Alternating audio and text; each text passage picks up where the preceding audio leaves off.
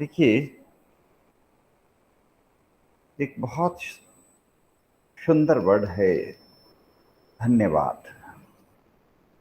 ये हमारे जीवन में कूट कूट के भरा हुआ होना चाहिए। हमें सबको धन्यवाद देना है, जी भर के धन्यवाद देना है, क्योंकि जो हमारे पास में है उसके लिए हम जितना भी धन्यवाद दें उतना कम है। तो हमें सबका धन्यवाद देना चाहिए। हमें इस प्रकृति का धन्यवाद देना चाहिए। हमें अपने पेरेंट्स का धन्यवाद देना चाहिए। हमें अपने गुरुजनों का धन्यवाद देना चाहिए। हमें उन सब लोगों का धन्यवाद देना चाहिए जिन्होंने कहीं न कहीं किसी न किसी रूप में हमारी मदद की। कुछ ने डायरेक्टली हमारी मदद की, कुछ ने इनडायरेक्टली मदद की। कुछ ऐसे थे जो हमें सहारा देते थे। हमें कुछ नहीं पता था, उन्होंने हमको सब कुछ सिखाया, हमें तैयार किया, बड़ा किया, इस लायक बनाया। और कुछ ने हमें इनडायरेक्ट मदद की। अब जैसे जिस स्कूल में हमने पढ़ाई की उसमें कुछ टीचर्स थे जिन्होंने हमें डायरेक्टली पढ़ाया, लेकिन कुछ अन्य लोग थे जिन्होंने इनडायरेक्टली हमारी हेल्प की। उस स्कूल के जैसे अकाउंटेंट है, उस स्कूल के लाइब्रेरियन है, उस स्कूल के स्पोर्ट्स ग्राउंड मैनेजर हैं, उस स्कूल के चौकीदार हैं, उस स्कूल के पियोन हैं। इन सब लोगों ने हमारी मदद की है। दुनिया में अनगिनत प्राणियों ने हमारी किसी न किसी रूप में मदद की है। जो दुकानदार है वो हमें बेहतरीन प्रोडक्ट्स प्रोवाइड कर रहा है, दिक्कत कर रहा था डायरेक्टली, करेगा। वो डायरेक्टली हमारी मदद कर रहा है ना। लेकिन वो किसान जो अपने खेतों में फसल, बेहतरीन फसल उगा रहा है, बहुत बढ़िया फसल उगा रहा है, वो फसल घूमते घूमते 10 लोगों के बीच से होते होते मेरे पास आ रही है, तो मुझे उसका भी शुक्रिया अदा करना है। तो इन सब का शुक्रिया अदा करना है, इन सब के प्रति धन्यवाद का भाव रखना है। अपने मन में कृतज्ञता का भाव होना चाहिए। अपने मन में सबके प्रति कृतज्ञता का भाव होना चाहिए। कई लोग आपको मिलेंगे बहुत क्रोध से भरे हुए होते हैं, लबालब नफरत से भरे हुए होते हैं, गुस्से से भरे हुए होते हैं। क्या होता है? क्या मिल जाएगा उनको? क्या इससे उनकी समस्या का समाधान हो जाएगा?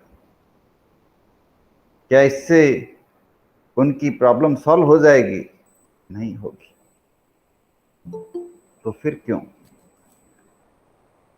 जब क्रोध करने से, आवेश करने से, गुस्सा करने से, नाराजगी जताने से, मन के अंदर फ्रस्ट्रेशन भरने से अल्टीमेट आउटकम क्या निकलने वाला है?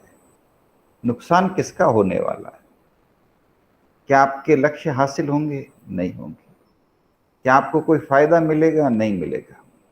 नुकसान किसका होगा? आपका ही होगा। क्रोध तो जहर है, जिसके अंदर क्रोध होगा उसी को खत्म करेगा, किसी और को नहीं। जहर का काम क्या है? जहर तो आपके मुंह में है तो आपका ही नुकसान पहुंचाएगा, मेरा नुकसान नहीं पहुंचाएगा। तो क्रोध तो एक प्रकार का जहर है, जिसके पास है उसी का नुकसान पहुंचाता है। तो प्रश्न उठता है कि हम इनसे कैसे बचें। भारतीय दर्शन में इसकी जबरदस्त व्याख्या है। हजारों सालों से ये चीजें हमारे ऋषि मुनियों ने खूब सिखाई है और इस पर भरपूर साहित्य है, भरपूर ज्ञान उपलब्ध है। इसीलिए तो मैं आप सबसे बार बार रिक्वेस्ट करता हूं कि फिर से लौट चलो अपनी जड़ों को। अब लौट चले,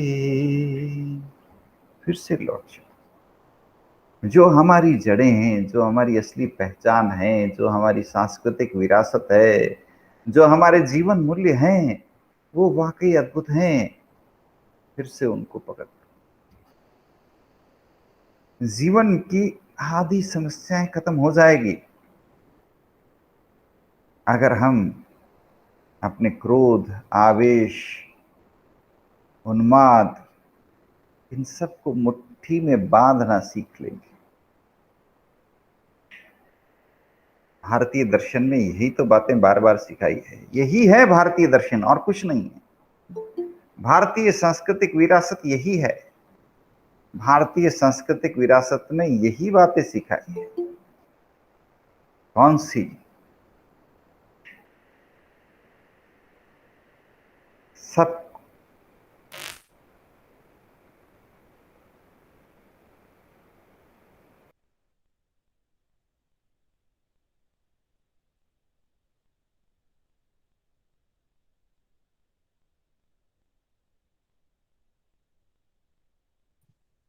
हेलो सर, आवाज नहीं आ रही है।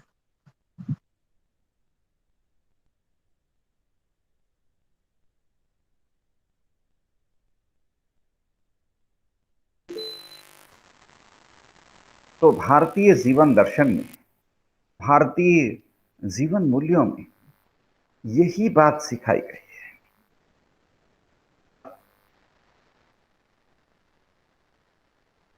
सब कुछ छोड़ो, सिर्फ एक को जीतो। एक को जीतोगे पूरी दुनिया को जीत लोगे।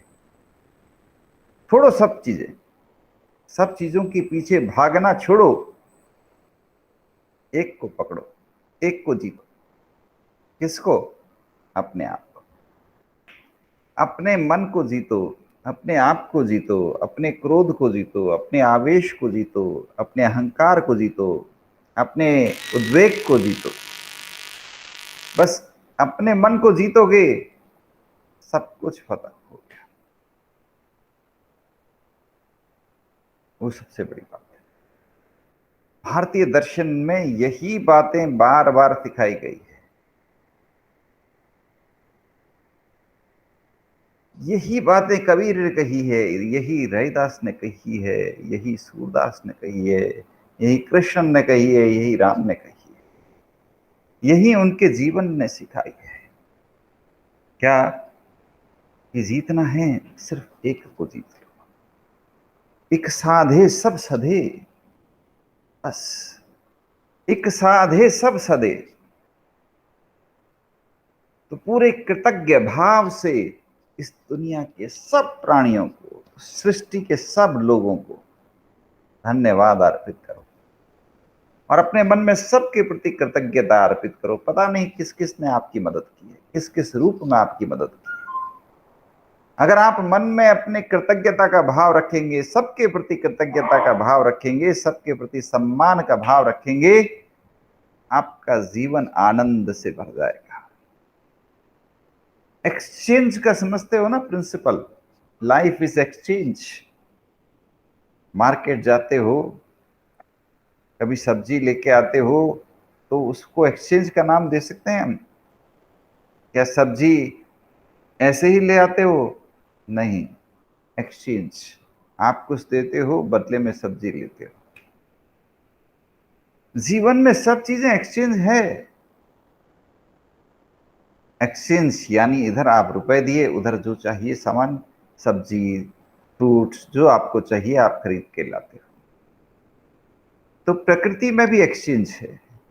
आप सबके प्रति धन्यवाद दो, कृतज्ञता का भाव दो, वो आपको और ज्यादा प्यार देंगे। प्रकृति ने आपको बहुत दिया है, और प्यार मिलेगा, भरपूर प्यार मिलेगा। आप अपने मन में कृतज्ञता का भाव रखो, अपने मन को श्रद्धा भाव से, कृतज्ञता के भाव से, सम्मान के भाव से लवरेज कर दो। लवरेज कर दो। जहां मौका मिले सबका सम्मान करो, सबका सम्मान करो, भरपूर सम्मान करो। ये भारतीय संस्कृति की विशेषता है। कभी आप अमेरिका जाइए, वहां बेटा बाप को भी अपने नाम से बुलाता है। वो वहां की संस्कृति है। वहां हर व्यक्ति एक दूसरे को समान मानता है। ये एक अच्छी बात है, वहां की संस्कृति। लेकिन भारत में आइए आप, यहां एक श्रवण कुमार मतलब आदर्श बेटा। भारत में एक आदर्श बेटे को क्या कहते हैं? श्रवण कुमार। ये मेरा श्रवण कुमार है, ये मेरा लाडला है। तो एक श्रवण कुमार क्या करता है? अपने दिन की शुरुआत अपने पिता के पांव के हाथ लगा के करता है। अपने दिन की शुरुआत अपने पिता के पांव के स्पर्श करके अपने माथे के लगा करके करता है कि हे ईश्वर, मैं हो भाग्य कि मुझे मेरे माता पिता का आशीर्वाद मिल रहा है। हे ईश्वर, मेरा भाग्य है कि मैं सबसे आशीर्वाद ले रहा हूं। फर्क समझ लो आप अमेरिका में रहते हो या भारत में रहते हो, समझ लो। दोनों की संस्कृतियों के फर्क को समझ लो। या तो अमेरिका के व्यक्ति हो जाओ या भारत के व्यक्ति हो जाओ। अमेरिका के अंदर कोई किसी के साथ में अटैचमेंट नहीं रखता। ये भी अच्छी बात है, निर्लिप्त भाव है वहां। 18 साल का लड़का हुआ, घर छोड़ेगा, किसी न किसी से प्यार करेगा, अपना अलग घर में रह।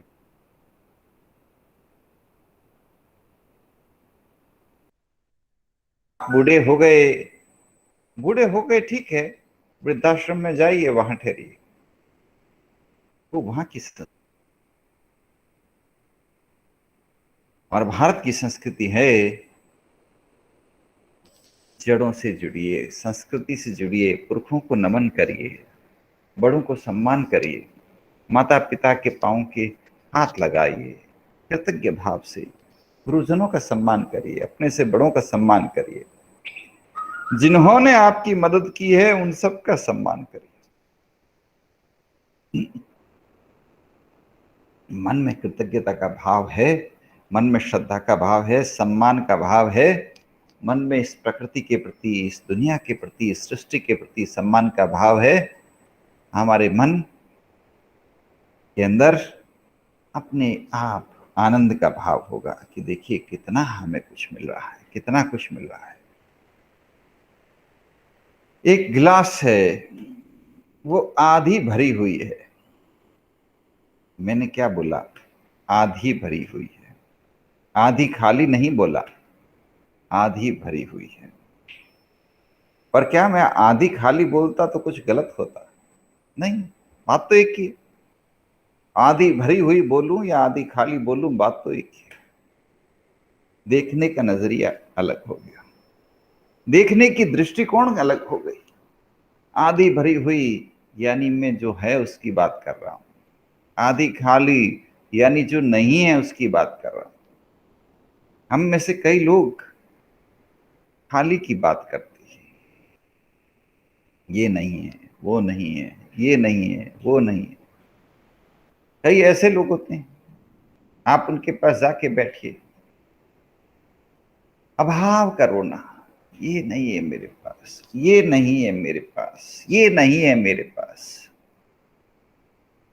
और कई ऐसे लोग होते हैं हर हाल में खुश, हर हाल में मुस्कुराते रहते। मैं जगदीश भाई पटेल साहब के पास में गया था, आपको बताया था। अब जगदीश भाई पटेल के पास न आंखें हैं, न चल सकते, ब्लाइंड है, चल नहीं सकते, आधे शरीर को लकवा है। मैंने पूछा आप कैसे महसूस कर रहे हैं? बहुत अच्छे। आपकी आंखें नहीं है, चल नहीं सकते, कोई गम, कोई गम नहीं है। ये जीवन का एक दृष्टिकोण होता है। निक यूजीविक के बारे में पढ़िए। निक यूजीविक के दोनों हाथ दोनों पांव नहीं, और निक यूजीविक को आप बोलता हुआ सुनेंगे, वो कहेगा देखिए दुनिया कितनी खूबसूरत है, कितनी शानदार दुनिया है। देखिए सुबह सुबह कितनी मधुर संगीत सुनाई देता है, कितनी अच्छी हवा चलती है। देखिए कितने खूबसूरत तालाब बने हुए हैं। वो आपके साथ स्विमिंग करेगा, आपके साथ फुटबॉल खेलेगा, बिना हाथ बिना पांव, सिर्फ अपने लगन से जो बन पाता है करता है, एंजॉय करता है, और सृष्टि के प्रति धन्यवाद रखता है कि हे ईश्वर, तूने जीवन दिया ना, ये सबसे बड़ी बात है। तूने जीवन दिया, इस खूबसूरत दुनिया में रहने का मौका दिया, शुक्रिया तेरा, बहुत बहुत शुक्रिया। तो मन में आपके भाव कैसे आ रहे हैं, कैसे भाव आ रहे हैं, उन पर गौर करिए। अगर मन में क्रोध उमड़ उमड़ के आ रहा है, आवेश आ रहा है ना, गुस्सा आ रहा है, नफरत आ रही है, हताशा आ रही है, निराशा का भाव आ रहा है, हाँ, कैसी जिंदगी मिली है, कुछ अच्छा नहीं है, तो क्या करें? अपने खुद के डॉक्टर बन जाओ। सबसे पहले अपना इलाज शुरू करो। अपने को सकारात्मकता की तरफ मोड़ो। अपने मन के विचारों को देखो। आपके विचार आप नहीं हो, आप तो चेतन हो, ईश्वर हो, साक्षात ईश्वर के प्रतिनिधित्व हो, चेतनामय। न आप ये शरीर हो, न आप ये विचार हो, आप तो स्वयं चेतन हो। अपने आप को देखो, अपने विचारों को देखो और अपने विचारों को सकारात्मकता की तरफ मोड़ो। पॉजिटिव थॉट्स, पॉजिटिव इंस्पायरिंग लोगों के बारे में सोचो, इंस्पायरिंग लोगों की कहानी पढ़ो, इंस्पायरिंग लोगों के फोटोग्राफ्स देखो, इंस्पायरिंग लोगों के बारे में के इंसिडेंट्स पढ़ो, इंस्पायरिंग लोगों की जीवनियां पढ़ो। अपने आप को इंस्पायर करने की कोशिश करो, तो आप अपने खुद के डॉक्टर बन जाओ। अपने खुद के साथ एक संघर्ष की यात्रा शुरू करो। देखते हैं कौन जीतता है। एक तरफ आपका पॉजिटिविज्म है, जिसमें उत्साह है, जोश है, उमंग है, सकारात्मकता है, कृतज्ञता है, श्रद्धा का भाव है, और एक तरफ नकारात्मकता है, गुस्सा है, हताशा है, फ्रस्ट्रेशन है, नाराजगी है, नफरत। तो जीवन ड्युअलिटी का नाम है। जीवन में क्या है? हर पल दो चीजें हैं। सिक्का देखा है आपने? सिक्के के दो पहलू होते हैं ना। क्या सिक्के का एक पहलू होता है? नहीं, एक पहलू का सिक्का संभव नहीं है। सिक्के के हमेशा दो पहलू होते हैं। तो जीवन देखा है? अगर जीवन है तो जीवन के दो पहलू हैं, सुख दुख, दिन रात, राम रावण, क्रोध आनंद। हर पल जीवन के दो पहलू मिलेंगे। अब इन दो पहलुओं में से विवेक आपको करना है, किस रास्ते को पकड़ना है। ये आपका विवेक है, ये आपकी डिसीजन मेकिंग है, ये आपका सही निर्णय लेने की प्रक्रिया है। मैं आपके प्रति शुक्रिया शुक्रिया अदा करूंगा अगर आप हमेशा से विवेकवान व्यक्ति की तरह सही रास्ते को पकड़ना शुरू कर दें। सही रास्ता क्या? राम न कि रावण, दिन न कि रात, खुशी न कि क्रोध, संतोष न कि लोलुपता, आनंद न कि फ्रस्ट्रेशन। मैं आपको सलाम करूंगा। इन दोनों में से सही निर्णय लेते रहो, मैं आपको सलाम करूंगा, दुनिया आपको सलाम करेगी, हम सब आपको सलाम करेंगे। ये जीवन की दुविधा है, हर कदम पर दुविधा है, कदम कदम पर दुविधा है। जीवन में राम भी उतने ही हैं, रावण भी उतने ही हैं। अब चर्चा आप किसकी करते हो, ये तय करेगा कि आप किधर जाओगे। कहीं आपको रावणों की कहानी अखबारों में पढ़ने को मिलेगी तो राम तो गुमसुम है, शांत है, राम के बारे में कोई नहीं बात करेगा। इसलिए ढूंढिए अपने राम को। जिन खोजा तिन पाइया, गहरे सागर पेट। ढूंढना पड़ता है। मोती चाहिए तो ढूंढना पड़ेगा, परिश्रम करना पड़ेगा। कंकड़ तो हर तरफ फैले हुए हैं। राम चाहिए तो ढूंढने पड़ेंगे, रावण तो हर तरफ फैले पड़े। रावण की कहानियां तो हर तरफ फैली हुई है।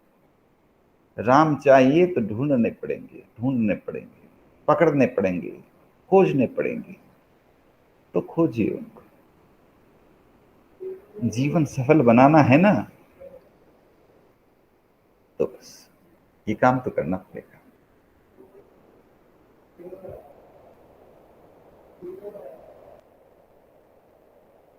जब हम जीवन में विवेक यानी डिसीजन मेकिंग सीख जाते हैं, जीवन बहुत सुगम हो जाता है। कदम कदम पर हम समझ जाते हैं क्या करना है, क्या नहीं करना है। आज बच्चों को यही सिखाने की जरूरत है। बच्चों, ध्यान रखो, ये रावण है, ये राम है। एक तरफ प्यार भरा स्पर्श है राम का, एक तरफ लोलुपता भरा स्पर्श है रावण का। गुड टच, बैड टच, सबको बताने की जरूरत है, सबको समझाने की जरूरत है। डिसीजन मेकिंग, इंसानों को डिसीजन मेकिंग सिखाना पड़ता है, हम सबको सीखना पड़ता है, क्योंकि हमारे सामने इतने ऑप्शंस हैं, इतने सारे कदम कदम पर ऑप्शंस हैं, कदम कदम पर हमें निर्णय लेने हैं। हमारे पास में हमारा मन इतनी जगह भटकता रहता है, कभी इधर कभी उधर, कभी उधर कभी उधर, कभी उधर कभी उधर, इतनी भटकाव है यहाँ पे। प्राणियों का, जंतुओं का दुनिया बहुत सीमित होती है, उनके लिमिटेड चॉइसेस होती है, लिमिटेड डिसीजन मेकिंग होती है। आप देखिए, कैसी भी परिस्थिति हो, अगर किसी कुत्ते को आप रोटी देते आए हो, कैसी भी परिस्थिति हो, वो अपनी जान गंवा देगा, लेकिन आपके साथ कभी गफलत नहीं करेगा, आपके साथ में कोई गलत काम नहीं करेगा, आपके साथ कोई गलत काम होने नहीं देगा, क्योंकि उसके पास लिमिटेड चॉइसेस हैं, लिमिटेड है, वो अपने तरीके से जीता है। जंतुओं को प्रेडिक्ट करना बड़ा आसान है, सांप को प्रेडिक्ट करना आसान है, कुत्ते को प्रेडिक्ट करना आसान है, गाय को प्रेडिक्ट करना आसान है। आप एक गाय के पास से गुजर रहे हो, बड़े आराम से गुजरो, कोई चिंता की बात नहीं है, वो आपको नहीं खाएगी, नहीं मारेगी, कुछ नहीं करेगी। लेकिन आप किसी सांप के पास से गुजर रहे हो, ध्यान से गुजरिए। किसी बाघ के पास से गुजर रहे हो, ध्यान से गुजरिए। किसी बिच्छू के पास से गुजर रहे हो, ध्यान से गुजरिए, क्योंकि आपको पता है वो इस तरह अटैक करेगा।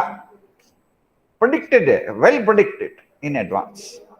बाकी प्राणियों के जीवन को आप प्रेडिक्ट कर सकते हो, उनकी डिसीजंस को प्रेडिक्ट कर सकते हो। इंसान को प्रेडिक्ट करना इम्पॉसिबल।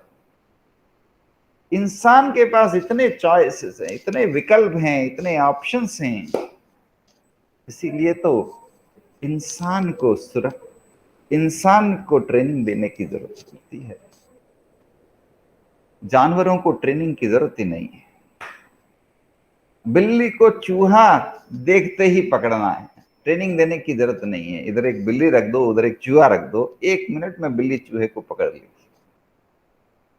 कितना भी फुर्तीला चूहा हो, बिल्ली तो उसको पकड़ेगी पकड़ेगी, क्योंकि ये पशुओं की डिसीजंस फिक्स्ड है, अन्य प्राणियों के डिसीजंस फिक्स्ड है, उनके डिसीजंस बदलते नहीं है, उनके चॉइसेस बहुत लिमिटेड है, उनके पास विवेक शक्ति बहुत लिमिटेड है।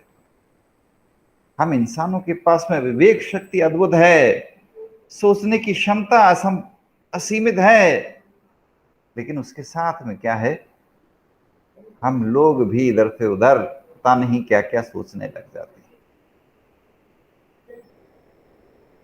तो फिर से लौटा के लाना है अपने आप। क्या करेंगे, कैसे लौटाएंगे अपने आप को? देखने की दृष्टिकोण को कैसे बदलेंगे, ये सबसे मुश्किल काम है। देखने का दृष्टिकोण, ये जो अध्यापक हैं, गुरु हैं, उनके प्रति एक शिष्य सम्मान के भाव के साथ देखता है, और एक शिष्य बाहर खड़ा होकर के हड़ताल मचाता है, हाय हाय हाय हाय के नारे लगाता है। उसके पास आप जाओ, उससे पूछो, भाई क्या बात है, तुम क्यों नाराज हो? इसने ये नहीं किया, वो नहीं किया। क्रोध तो उसमें भरा हुआ है, देखने का दृष्टिकोण तो उसका खराब है। क्या करें? अभी आपने देखा कि हमारे ही देश के लोग, अपने ही देश के लोग पिछले साल रेल जला रहे थे, रेल जला डाली। टीवी पे देखा मैंने। अरे क्या कर रहे हो भाई, अपने ही देश की प्रॉपर्टी क्यों जलाई तुमने, किस लिए जला डाली।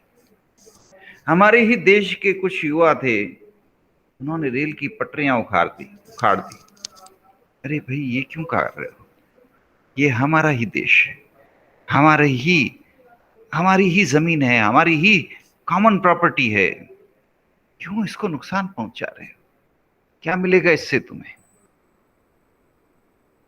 हम सब दिल से तुम्हारे लिए बद्दुआएं देंगे, अरे तुम हमारे देश की प्रॉपर्टी को नुकसान पहुंचा रहे हो। लेकिन ऐसा करते हैं कई लोग, क्यों करते हैं ऐसा, क्यों, समझ में नहीं आता। मेरे तो समझ में नहीं आता, आपकी समझ में कभी आए तो मुझे बताइए। अपने ही देश की प्रॉपर्टी को नुकसान पहुंचाते हैं, अपने ही देश की इमेज को नुकसान पहुंचाते हैं, अपने ही देश को गालियां देते हैं, यानी अपने आप को ही गाली दे रहे हैं ना। ऐसे लोग हमारे देश में क्यों हैं, मुझे तो समझ में नहीं आता, क्यों हैं ऐसे लोग हमारे देश के अंदर।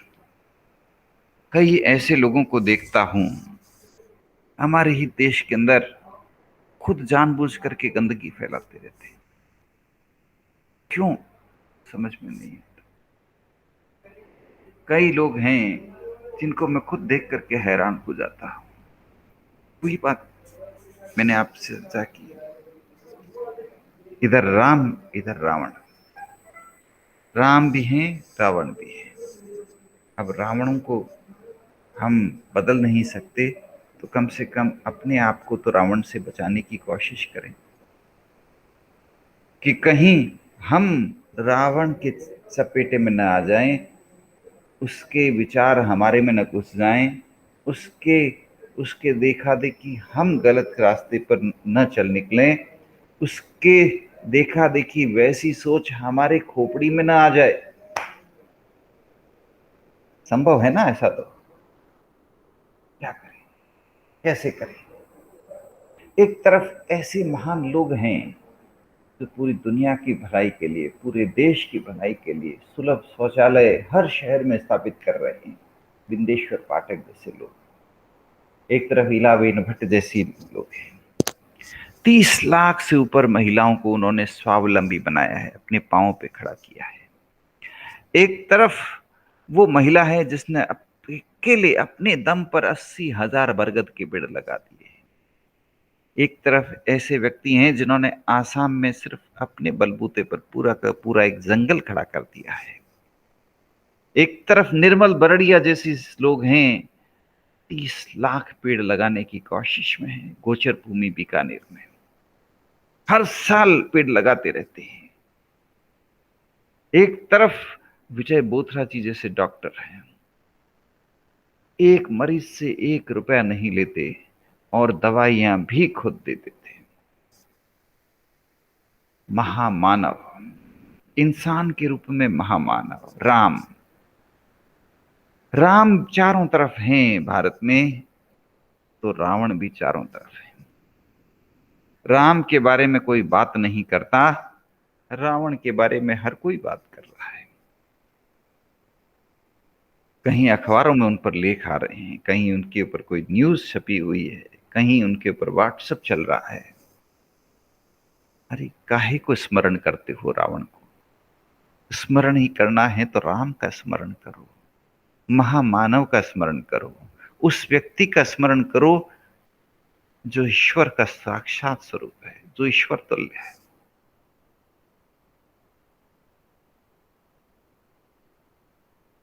ईश्वर आपके अंदर है, रावण भी आपके अंदर है, राम भी आपके अंदर है।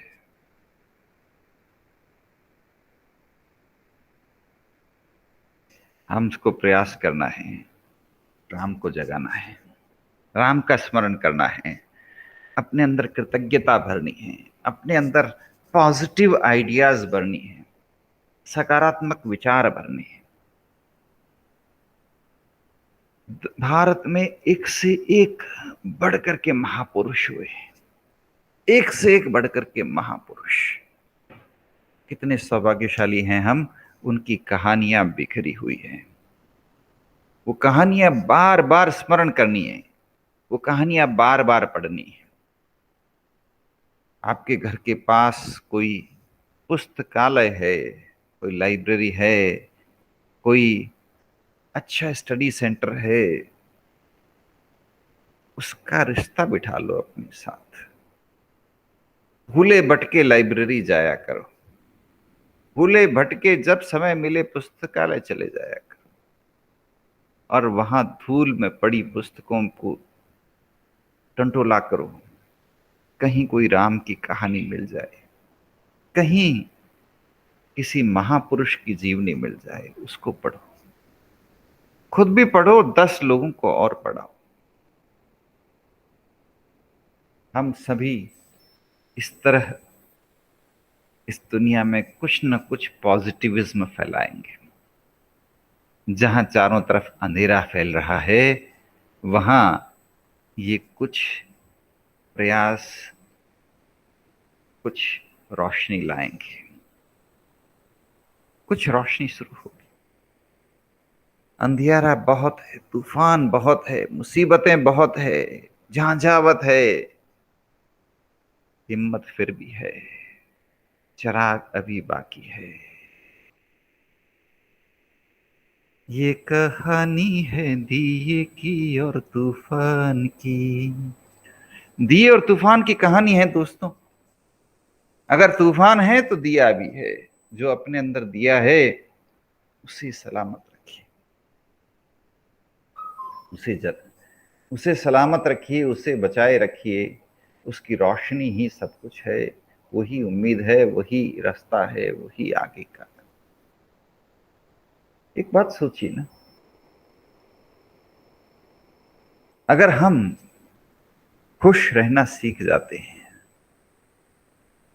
आनंद से रहना सीख जाते हैं, अपने आप पर विजय पाना सीख जाते हैं, तो इससे सबसे बड़ा फायदा किसे मिलेगा? जो ये सीखेगा उसी को तो मिलेगा। वो आनंद से रहेगा, खुशियों से रहेगा, हर परिस्थिति में, हर हाल में खुश रहेगा। तो यही बातें तो भारतीय चिंतन ने, भारतीय विरासत ने हमें बताई है। स्थित प्रज्ञ कैसे बने, जीवन को किस तरह पॉजिटिविज्म की तरफ ले जाएं, सकारात्मकता की तरफ ले जाएं, किस तरह ले जाएं, क्या करें हम। यही तो भारतीय चिंतन में बताया गया है। किस प्रकार हम अपने आप को स्थित प्रज्ञ करें। स्थित प्रज्ञ यानी हर हाल में आनंद, हर हाल में अपने अंदर आनंद की अनुभूति। ये सोचने की बात है। राजा नल एक बार राजा थे, एक बार रंक बन गए। जब वो रंक के रूप में यानी बहुत मुश्किल परिस्थितियों में थे, तो एक बार उन्होंने अपना वेश बदल लिया था। एक बदसूरत व्यक्ति के रूप में रहते थे, एक रसोइये का काम करते थे। एक महान राजा एक रसोइये का काम कर रहे थे, लेकिन फिर भी खुश रहते थे, आनंद में रहते थे। भारत के इतिहास में अर्जुन से ज्यादा बड़ा तीरंदाज और शक्तिशाली व्यक्ति कोई नहीं मिलता। सबसे जबरदस्त तीरंदाज, लेकिन उसको 1 साल उसको भी नपुंसक का जीवन बिताना पड़ा, लेकिन उसने भी उसको भी आनंद के साथ ईश्वर के प्रसाद के रूप में कबूल किया। भीमसेन से ज्यादा ताकतवर कौन होता, लेकिन उसी भीमसेन को, उसी युधिष्ठिर को, उसी नकुल सहदेव को 1 साल कैसे हाल में बिताने पड़े। लेकिन जो मिले वो ईश्वर का प्रसाद है, जो मिले सब ईश्वर का प्रसाद है। D.R. मेहता साहब की एक कहानी बताता हूं आप। D.R. मेहता साहब पहले सेबी के डायरेक्टर थे, SEBI security exchange board of India. उसके पहले उससे भी पहले की बात बता रहा हूं, ये काफी पहले की बात है। ये बात है 70s की। तो एक बार, हाँ, वो आईएएस बन चुके थे तब तक। तो एक बार उनका एक्सीडेंट हो गया, और भयंकर एक्सीडेंट था। और उस एक्सीडेंट के बाद डॉक्टर ने उनको कहा कि शायद अब आप चल नहीं पाओ, पता नहीं, डाउट। देखिए, जीवन कई बार इतने भयंकर दिन देता है, इतने भयंकर दिन देता है, इतने कष्ट देता है, लेकिन उसमें भी पता नहीं क्या ईश्वर की कोई मर्जी होती है। कुछ न कुछ अच्छा करने का ख्वाब रहता है ईश्वर का। तब डीआर मेहता साहब बड़े परेशान थे, बिस्तर पर लेटे हुए थे। आप बिस्तर पर लेटे होते, आप क्या सोचते, क्या करते आप? सोचो, क्या सोचते आप, क्या करते? डीआर मेहता साहब कृतज्ञ भाव से ईश्वर का स्मरण कर रहे थे। फिर अपने परिवार के लोगों को बुलाया और बोला, एक काम शुरू करो, जितने भी विकलांग लोग मिले उनके मेरी तरफ से आर्टिफिशियल पाम लगवाओ, जो खर्चा हो सब मेरी तरफ से। कहीं कोई व्यक्ति मिले जिसका पांव कटा हुआ है, एक्सीडेंट में कट गया, कोई कारण दुर्घटना हो गई, खत्म हो गया, उसका पांव मेरी तरफ से लगवा दो। तो घर वालों ने कहा ठीक है। अब इसका कोई प्रॉपर विकल्प ऑप्शन था नहीं, तो वो लोग जयपुर में आए। जयपुर में उस वक्त एक डॉक्टर सेठी हुआ करते थे, जो ये सब काम किया करते थे। उनसे रिक्वेस्ट की, ये काम शुरू किया। कितना शानदार काम शुरू हुआ, आप सोचिए। न वो एक्सीडेंट होता, न ये काम शुरू होता। उधर डीआर मेहता साहब बिस्तर पर लेटे रहते, इधर ये काम शुरू हो गया। एक्सीडेंट भी अच्छे के लिए हुआ ना, कुछ ना कुछ अच्छा हुआ ना। सोचो जरा, आप मानते हो कि ये एक्सीडेंट भी अच्छे के लिए हुआ? आपको जानकर के ताज्जुब होगा कि बाद में डीआर मेहता साहब पूरी तरह स्वस्थ हो गए, चलने फिरने लग गए, बिल्कुल स्वस्थ। वो आज भी पूरी तरह स्वस्थ है, आज भी वो पूरी तरह से स्वस्थ है, चलते फिरते। लेकिन जो काम उन्होंने शुरू किया ना, वो काम अभी भी जारी है। दुनिया में कहीं पर भी कोई व्यक्ति हो जिसका पांव कट जाए, डीआर मेहता साहब की संस्था उसके आर्टिफिशियल लिम्ब, आर्टिफिशियल पांव लगवाती है। आप लोग झारखंड रहते हैं, आपके झारखंड में कहीं पर भी आपको कोई ऐसा व्यक्ति मिले जिसका पांव कट जाए, उसको तुरंत बोलिए कि भाई आप जयपुर जाइए, डीआर मेहता साहब की संस्था है भगवान महावीर विकलांग सहायता समिति, वहां जाइए। मालवीय नगर में है, जयपुर में।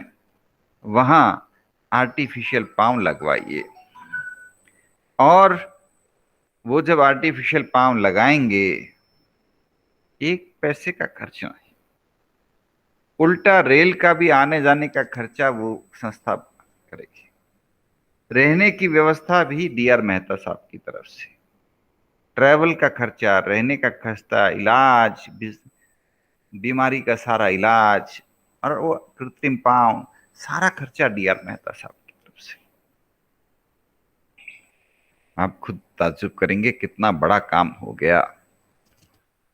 अब तक 76 लाख लोगों को मदद दी है उन्होंने, डीआर मेहता साहब ने। आप सोचिए, वो एक्सीडेंट भी ईश्वर कुछ अच्छे के लिए कर गया। वो एक्सीडेंट था या ईश्वर की तरफ से एक प्रसाद था, एक आशीर्वाद था, एक इशारा था? वो ईश्वर की तरफ से कोई इशारा था कि लो कुछ करो? क्या मालूम। कई बार हम लोग अपने रास्ते भूल जाते हैं। ईश्वर हमें अपना रास्ता दिखाने के लिए, अपने जीवन का मंजिल याद दिलाने के लिए, अपने जीवन की दिशा याद दिलाने के लिए, अपने जीवन का मकसद याद दिलाने के लिए पता नहीं क्या क्या कर देता है,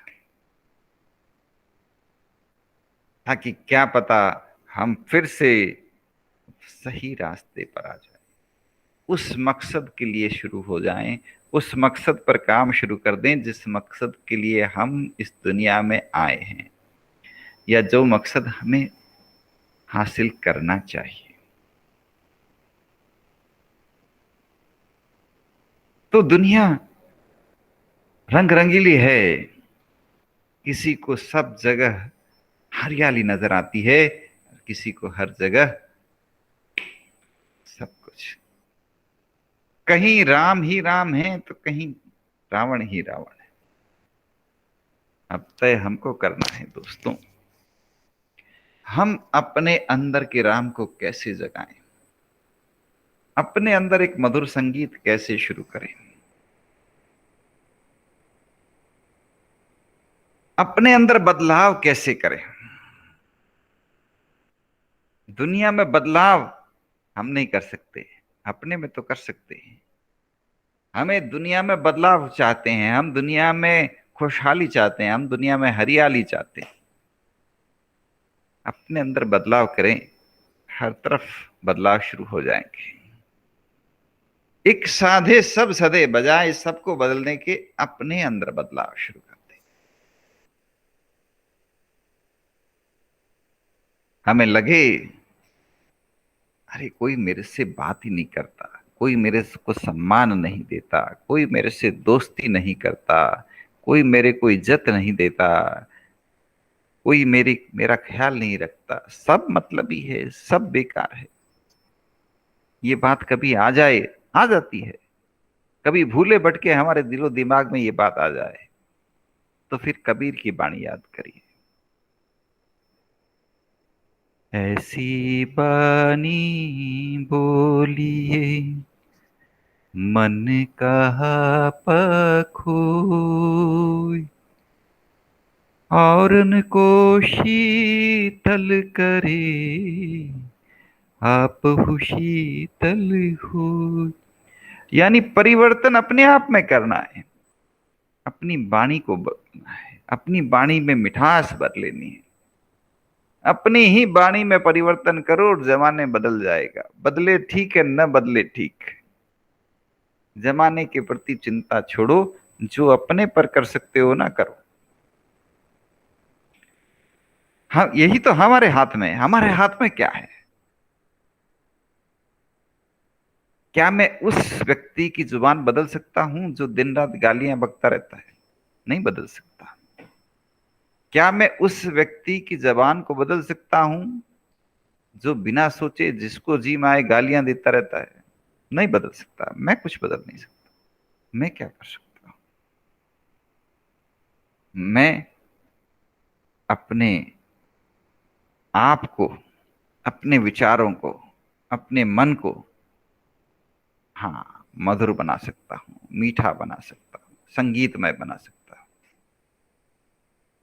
गौतम बुद्ध एक बार जा रहे थे किसी गांव में से।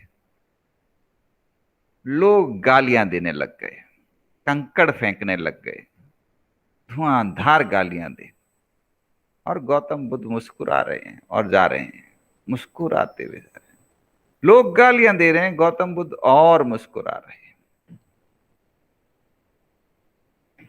वाह! वो जाते जा रहे हैं, जाते जा रहे हैं। उनके एक शिष्य ने पूछा कि हे भगवान, ये लोग गालियां दे रहे हैं और आप मुस्कुरा रहे हैं। तो गौतम बुद्ध बोले कि देखो भाई, तुम मुझे कुछ दोगे और मैं उसको लूंगा, तब तो वो चीज मेरे पास आएगी। तुम मुझे कोई चीज दो और मैं लूं ही नहीं, तो वो तुम्हारे पास ही तो रहनी है, फिर मुझे क्या है। लोग गालियां दे रहे हैं, मैं तो ले नहीं रहा, मैं तो मुस्कुरा रहा हूं, अपने आनंद में खोया हुआ हूं, मुझे क्या फर्क पड़ने वाला है।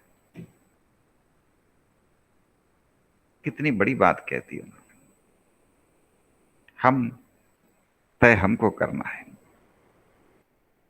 लोग गालियां देंगे, ठीक है, लोग नाराज होंगे, ठीक है, तय हमको करना है। अब किसी के भाग्य में अच्छी बात होगी तो उसका भाग्योदय हो जाएगा, वो भी सही रास्ते। सबसे बड़ा भाग्य ही यही होता है जब हम सन्मति को पकड़ लेते हैं, गलत रास्ते को छोड़ करके सही रास्ते को अपना लें, वो सबसे बड़ा भाग्य है, सबसे बड़ा भाग्य है। जिस दिन एक व्यक्ति डाकू था और डाकू से बन कन्वर्ट होकर के सही रास्ते को पकड़ लिया, उस दिन वो वाल्मीकि बन गया, उस दिन वो महर्षि अंगुलीमाल बन गया, उस दिन वो एक भगवान बन गया। भारत के इतिहास में ऐसी अनेकों कहानियां हैं जहां लोगों ने हृदय परिवर्तन किए, उनका भाग्योदय हो गया और सही रास्ता उन्होंने पकड़ लिया। आज सुसाइड डे है। सुसाइड नहीं करनी है, आज सुसाइड डे है, यानी सुसाइड को रोकना है। अब सुसाइड को रोकने के लिए क्या करें। सबसे ज्यादा सुसाइड किनके बीच में, कौन लोग करते हैं? आपकी उम्र के लोग, युवा लोग। दुनिया में सबसे ज्यादा सुसाइड आपकी उम्र के लोग यानी युवा लोग करते हैं। क्यों करते हैं? समझ गए ना क्यों करते हैं? हम किसी तरह उनके दिमाग में सकारात्मकता, पॉजिटिविज्म कूट कूट के भर दें। कैसी भी परिस्थिति हो, हर हाल में खुश रहना सिखा दें उनको, तो क्या होगा? सुसाइड्स रुक जाएंगे, आत्महत्याएं रुक जाएंगी। अभी मैं आपसे बात कर रहा हूं, इतनी देर में अनेकों लोगों ने सुसाइड कर लिए होंगे पूरी दुनिया में, क्योंकि सुसाइड रेट बहुत बढ़ रहा है।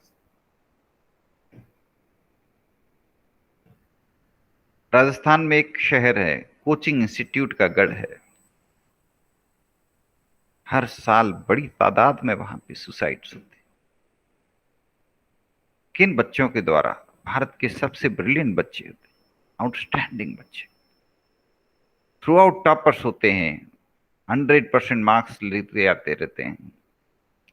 एक बार जरा से कम आए, सुसाइड कर लिया। अरे ये क्या है, ये क्या है, कहाँ कमी रह गई?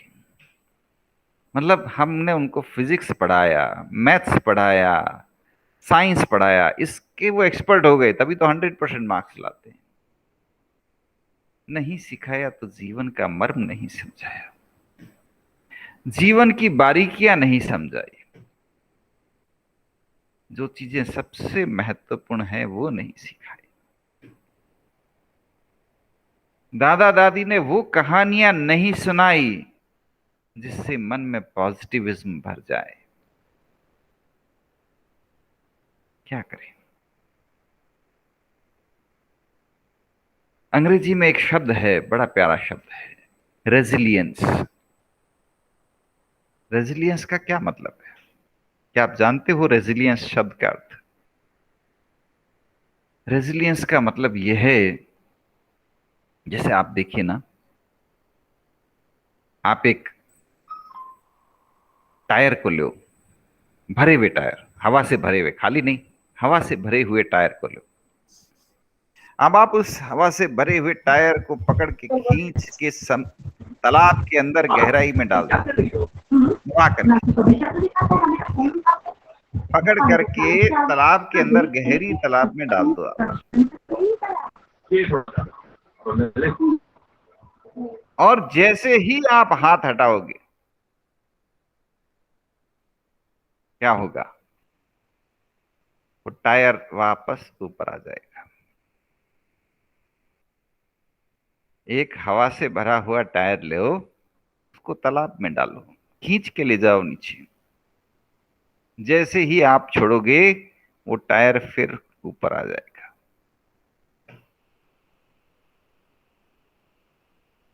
ये रेजिलियंस की बात है कि अगर कोई व्यक्ति कितनी भी बुरी परिस्थिति में हो, वो फिर से लौट करके खुश हो जाए,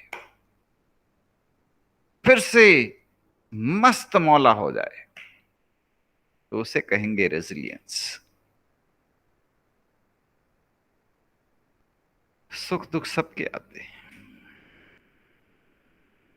जिंदगी है कभी उतार कभी चढ़ाव। जिंदगी है, यही जिंदगी है। जिंदगी प्लेन स्ट्रेट लाइन नहीं है। जिंदगी में उतार चढ़ाव आते। कभी जिंदगी में अप है, कभी जिंदगी में डाउन है। यही तो जिंदगी का नाम। लेकिन कितने भी मुश्किलों में हो, कितनी भी कठोर परिस्थितियों में हो, कितनी भी बदहाल परिस्थितियों में हो, लेकिन आप फिर अपने आप को खुश रख सको, अपने अंदर मौजूद चेतना को स्मरण कर सको, अपने आप को आनंद से भर सको, और फिर से अपने आप को हर हाल के लिए तैयार कर सको, तो आप में रेजिलियंस है। ये बहुत बड़ी क्वालिटी है दोस्तों। हम आज बच्चों को फिजिक्स तो पढ़ा रहे हैं, केमिस्ट्री पढ़ा रहे हैं, मैथ्स पढ़ा रहे हैं, बायोलॉजी पढ़ा रहे हैं, साइंसेस पढ़ा रहे हैं, और बेकार की हिस्ट्री पढ़ा रहे हैं जिसका कोई मतलब नहीं है। वो हिस्ट्री भी गलत है, पता नहीं क्या क्या, हिस्ट्री के नाम पे पता नहीं क्या क्या पढ़ा रहे हैं, लेकिन रेजिलियंस नहीं सिखा रहे। तो सिखाना है तो नई पीढ़ी को ये सिखाओ। क्या सिखाओ? रेजिलियंस। क्या सिखाओ? Perseverance, innovation. क्या सिखाओ? Team work. इंडिविजुअल एग्जाम बंद करो, टीम में एग्जाम लो, ताकि लोग मिलके काम करना सीखें, एक दूसरे की मदद करना सीखें, टीम में एक दूसरे की हाथ बढ़ाना सीखें। इंडिविजुअल प्रोजेक्ट्स देने बंद करो, टीम प्रोजेक्ट्स दो, ग्रुप प्रोजेक्ट्स दो, ताकि सब लोग सीखें कैसे करें काम ग्रुप में, कैसे सबको ग्रुप में काम करने, कैसे साथियों को कहें, साथियों के साथ में काम करने की आदत लोगों में डालें। साथी हाथ बढ़ाना, एक अकेला थक जाएगा।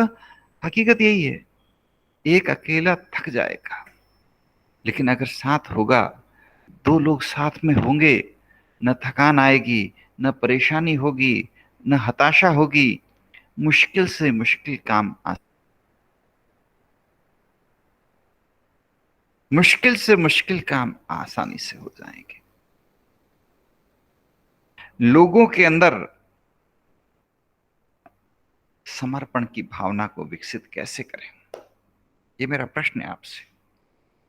लोगों के अंदर देशभक्ति की भावना को कैसे विकसित करें, स्वदेशी की भावना को कैसे विकसित करें, त्याग और तपस्या की भावना को कैसे विकसित करें,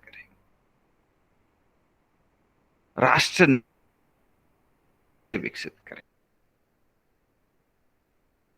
बजाय कि सरकारों पर निर्भर रहने के हम सब मिलकर के कैसे आगे आए। सरकार नहीं कर रही, अरे सरकार क्या क्या करेगी? और अगर सरकार करेगी तो अल्टीमेटली इसका पेमेंट कौन करेगा? तुमको ही तो करना है। और सब चीजें फ्री देते हैं, उसके पता है नुकसान क्या है। आज सरकारें ये दिल्ली की सरकार तो सब चीजें फ्री में देती है, बिजली फ्री में, पानी फ्री में, पता नहीं क्या क्या है। मैं बीकानेर से हूं। आज से 50 साल पहले, 60 साल पहले बीकानेर के लोग पानी की कीमत समझते थे। पानी की कीमत समझते थे। हर व्यक्ति पानी की एक एक बूंद ध्यान से इस्तेमाल करते थे। रेगिस्तान में एक समय में कहते हैं, किसी से दूध मांग लो लेकिन पानी मत मांगना, क्योंकि पानी का अकाल था, शॉर्टेज था। तो लोग कितने सावधान थे, पानी की कीमत समझते थे। और आज क्या हुआ? पानी फ्री में मिलने लगा। नतीजा क्या निकला? जिधर देखोगे आप सड़कों पर, कहीं पानी का नल फूटा हुआ है, पानी बह रहा है। घरों के अंदर टोंटियां ऑन है, पानी चलता रहता है। आप एक बाल्टी में स्नान कर सकते हो, लेकिन आराम से आप 5 बाल्टी पानी का स्नान करोगे। ये कटु सच्चाई है। ये कटु सच्चाई है। आज की नई पीढ़ी को पानी की कीमत नहीं पता, क्योंकि वो फ्री में मिल रही है। जो चीज फ्री में मिलती है उसकी कीमत का एहसास ही नहीं होता लोगों को। और अब ये आदत पड़ गई है। आप किसी बुजुर्ग व्यक्ति से मिलिए रेगिस्तान के, उसकी आदत है वो पानी बहुत सोच समझ करके खर्च करेगा। जितना जरूरी होगा उतना ही पानी इस्तेमाल करेगा।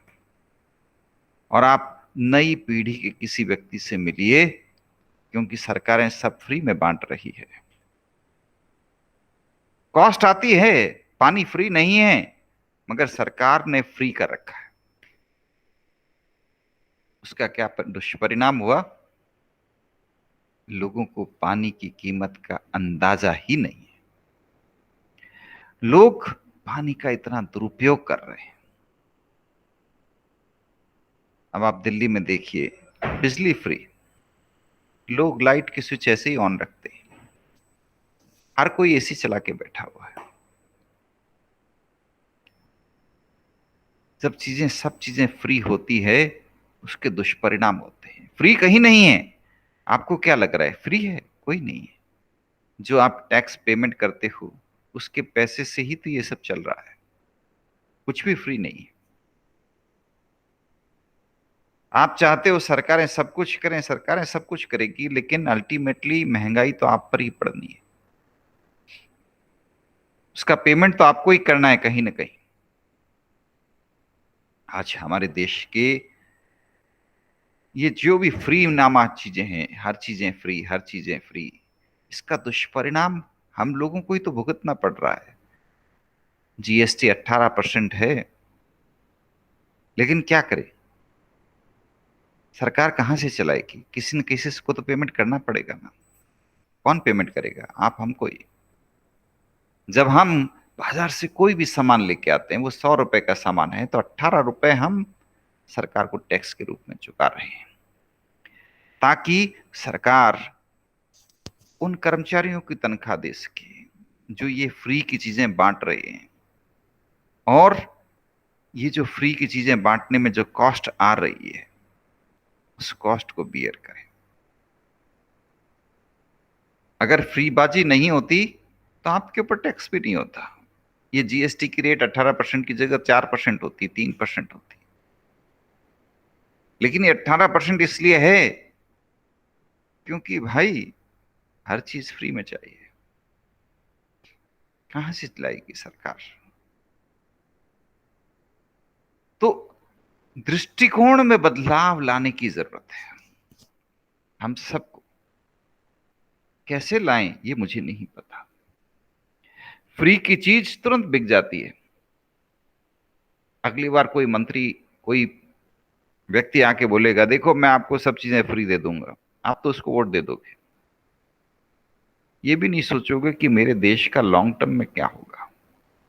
मेरे देश का कबाड़ा हो जाएगा, मेरी संस्कृति का कबाड़ा हो जाएगा, मेरे बच्चों का कबाड़ा हो जाएगा। बच्चों को सब चीजें फ्री में देंगे, बच्चों को उसकी कीमत का एहसास ही नहीं। क्या होगा? कैसे हम लोगों को सही जीवन मूल्य सिखाएं? कैसे हम बच्चों को सही आदतें सिखाएं? कैसे हम बच्चों को सही संस्कार दें? बहुत बड़ा काम है, बहुत मुश्किल काम है, बहुत मुश्किल काम। अगली पीढ़ी को हम किस तरह से जिम्मेदार बनाएं, जिम्मेदार नागरिक बनाएं? क्या क्या हमारे पास में कोई है? हमारी खुद की पीढ़ी हर चीज फ्री फ्री फ्री मांग करके हम इतने गिर गए हैं। जहां एक गिलास पानी से काम चलता है, वहां 10 बाल्टी पानी गिरा देते हैं। अब हम बच्चों को बोलेंगे पानी बचाओ, कौन सुनेगा हमारी बात को? कौन सुनेगा? हम बिना जरूरत दिन रात बिजली खर्च करते हैं, जहां जरूरत नहीं होती वहां भी एयर कंडीशन चला के रहते हैं, और बच्चों से बोलेंगे बिजली बचाओ, कौन सुनेगा हमारी बात को? हम यहां वहां जहां जरूरत मिलती है प्लास्टिक का सामान इस्तेमाल करते हैं, यूज एंड थ्रो की चीजें इस्तेमाल करते हैं, और बच्चों से कहेंगे पर्यावरण बचाओ बच्चों, नहीं तो दुनिया नहीं बचेगी। कौन सुनेगा हमारी बात को? आप सोचो, कौन सुनेगा हमारी बातों को? खुद सोचो आप। मैंने वो जमाना देखा है, मेरे पिताजी पूरी जिंदगी एक पेन से उन्होंने काम चलाया। एक पेन, इंक पेन, उसमें वापस इंक डाल लेते, एक पेन से। कोई यूज एंड थ्रो नहीं। कागज मिलता, उस कागज को कभी वेस्ट नहीं करते। कागज का एक साइड काम आ गया, कागज का दूसरा साइड काम में ले लेते थे। पत्राचार करते तो पोस्ट कार्ड पे करते थे, छोटे छोटे अक्षरों के अंदर इतना सा पोस्ट कार्ड होता था, उस पे छोटे छोटे अक्षरों के अंदर लिखते थे, और पूरा का पूरा लेटर उस पोस्ट कार्ड पर लिख देते थे और उसको पोस्ट करते थे। तो एक ऐसा व्यक्ति जो अपने पूरे जीवन को सादगी से जीता, वो दूसरों को कह सकता है कि तुम भी सादगी से रहो। मेरे पिताजी एक जोड़ी चप्पल से पूरी जिंदगी गुजारते, वो ये कह सकते थे मुझे, एक सिंपल साधारण ड्रेस में रहते थे, तो वो ये मुझे कह सकते थे कि भाई तुम भी सादगी से रहो। लेकिन आप सोचिए, आप किसी को तभी कह सकते हो, तभी सिखा सकते हो जब उसको खुद अमल करो। महात्मा गांधी के पास में एक बार एक महिला आई।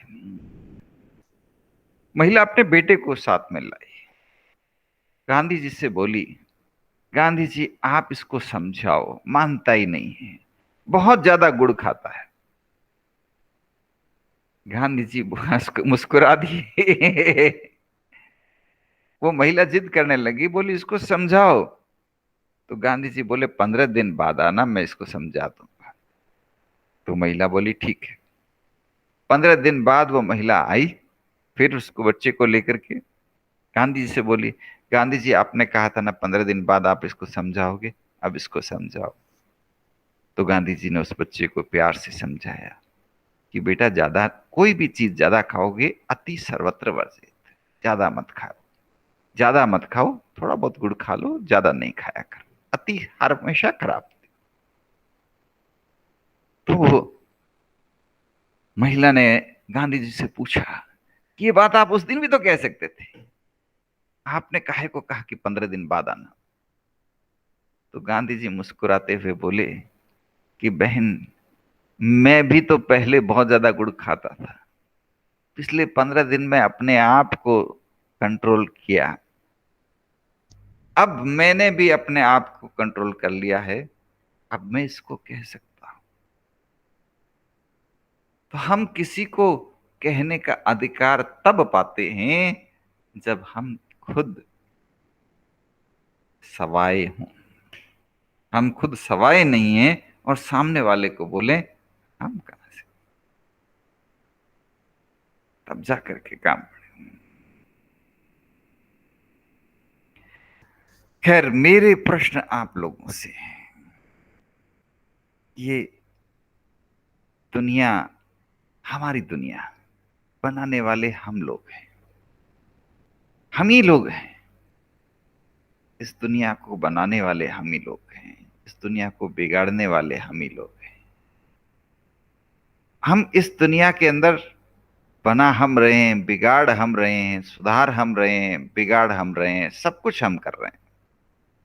इतना सब कुछ होते हुए भी इस दुनिया के बारे में सब कुछ पॉजिटिव रखते हुए, अपने बारे में भी पॉजिटिव रखते हुए एक सकारात्मक दृष्टिकोण कैसे विकसित करें, अपने आप को इस दुनिया के सेंटर में रखते हुए उसी को अपना केंद्र बिंदु बना के, अपनी सारी सोच को उसी केंद्रित करते हुए उसको पॉजिटिविज्म कैसे भरें, उसको पॉजिटिविज्म से कैसे भरें, सकारात्मकता से कैसे भरें, उसको कृतज्ञता से कैसे भरें। कृतज्ञता का भाव समझते हैं? बहुत बड़ी बात है कृतज्ञता का। जिस व्यक्ति में कृतज्ञता होती है वो व्यक्ति, आप देखिए, अगर हम अपनी पौराणिक कथाओं में देखते हैं तो भारत के रावण में भी कृतज्ञता नजर आती है। कृतज्ञता तो इतना जरूरी चीज है, राम में तो है ही, रावण में भी नजर आती है। जब रावण के आखिरी सांस निकलने वाली थी तब वो भी नतमस्तक हो गया राम को, वो भी नतमस्तक हो गया राम को। उसने भी लक्ष्मण को ज्ञान देने की कोशिश की। जब दुर्योधन इतना दुष्ट व्यक्ति था, इतना दुष्ट व्यक्ति था, जब उसके भी सांस निकल रहे थे तो उसके मन भी कृतज्ञता से भर गया, उसने भी धन्यवाद दिया। तो कृतज्ञता तो सबके लिए जरूरी है। कृतज्ञ हम इस दुनिया के प्रति हैं, इस हम सबके प्रति हैं। ये कृतज्ञता का भाव हमारे अंदर बना रहे, हम सबके अंदर बना रहे, तो इस दुनिया में इतनी पॉजिटिविज्म हमें नजर आएगी, इतनी ऊर्जा नजर आएगी, इतना जोश नजर आएगा हमें। हमें लगेगा अरे वाह, कितना कुछ किया इस दुनिया ने, इस जमाने ने हमारे लिए, कितना कुछ किया इस जमाने ने हमारे लिए।